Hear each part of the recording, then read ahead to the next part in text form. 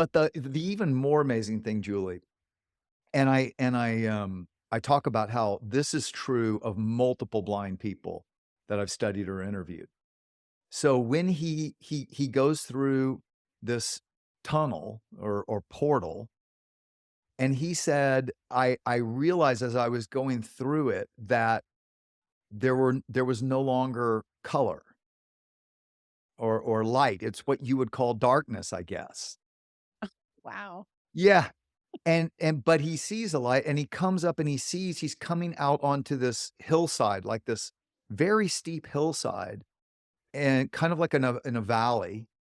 And he notices trees and he said these trees were enormous. He said, I don't know how tall, but they seem to be taller than any trees that I'd heard of people describing to me on Earth.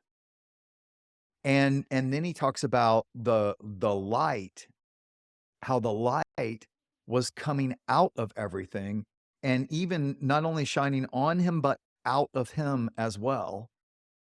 And it was palpable. The light was love. It was light, but it was also love. And it was so bright. So here's the other thing, and this is what's fascinating is that many other near-death experiencers that are cited that I've interviewed have said almost the same thing, that if I were in my body looking at this light, I don't think I could have taken it in my earthly body. It was that brilliant.